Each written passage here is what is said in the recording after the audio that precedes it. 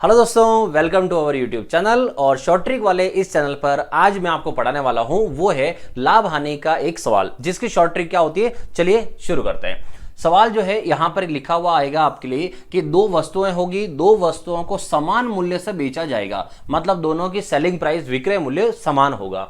उसके बाद उसके ऊपर लाभ और हानि जो है वो देखो, लाभ कितना है 20% और हानि कितनी है 20%, मतलब उन वस्तुओं को जब आप बेचोगे तो उस पर लाभ और हानि भी समान ही होगी। तो पॉइंट क्या है, एक तो दोनों का विक्रय मूल्य समान होगा, एक लाभ और हानि अगर समान हो तो ऐसे सवाल के लिए पेन भी उठाने की जरूरत नहीं पड़ेगी, आप उसका आंसर डायरेक्ट सवाल पढ़ के ही दे सकते हो।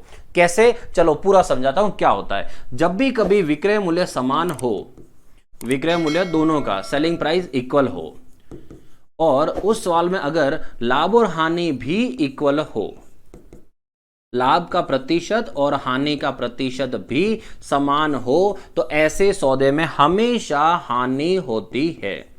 हमेशा क्या होगी दोस्तों, हानि होगी। और वो हानि कितनी होगी, तो जो लाभ परसेंट है और जो हानि परसेंट है, इन दोनों का गुणा कर लेना और 100 का भाग लगा देना। तो लाभ कितना हो रहा है 20% और हानि कितनी हो रही है 20%। 20 इंटू 20 अपॉन में कितना आया 100, 2 0 से 2 0 कैंसल, और 2 इंटू 2 कितना आया 4%। इसका मतलब इस सौदे में कितना नुकसान हो रहा है, 4% की हानि। लेकिन ध्यान रखना, एग्जाम में इसका एक ऑप्शन जरूर आएगा, न लाभ न हानि। जिन बच्चों ने ये सवाल ढंग से नहीं पढ़े होंगे वो इसका आंसर जरूर लगा के आएंगे कि न लाभ न हानि, क्योंकि एक तरफ लाभ है और एक तरफ हानि है। लेकिन आप ध्यान रखना, लाभ और हानि समान मतलब हमेशा नुकसान।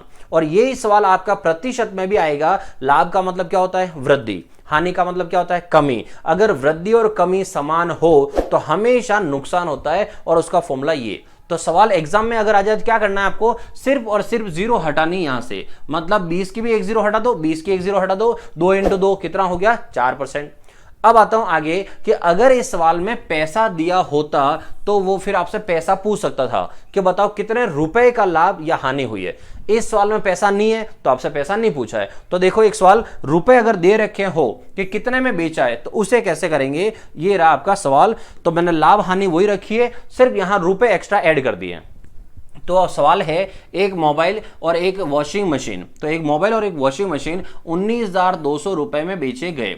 यदि मोबाइल पर 20% लाभ और वॉशिंग मशीन पर 20% हानि प्राप्त हुई, तो जैसे ही आपको लाभ और हानि बराबर दिखाई दे, सबसे पहला काम आप ये ध्यान रखना कि इस सौदे में क्या होने वाली है, हानि।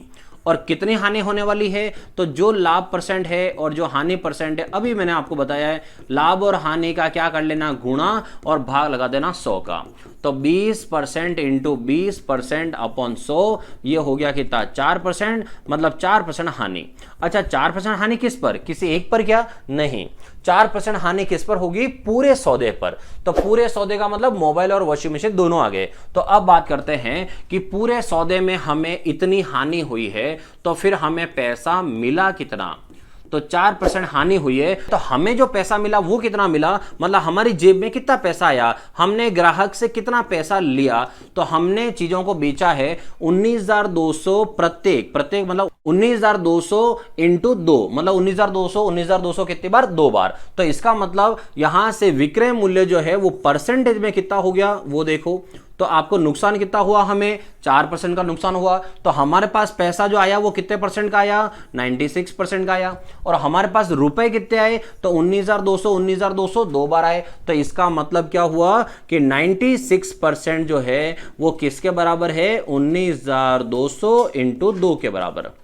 अब सवाल वाला आपसे क्या पूछेगा, बताओ कितने रुपए का लाभ या हानि हुई। अगर रुपए का लाभ या हानि पूछे तो आप सीधा याद करो, क्योंकि अब तक मैं आपको हर सवाल में आगे पढ़ा के आ चुका हूं कि जो परसेंटेज ज्ञात करना है उसे हमेशा ऊपर लिखो, जो परसेंटेज पता है उसे नीचे लिखो, और जो पैसा संख्या पता है इसको साइड में इधर ही लिखो।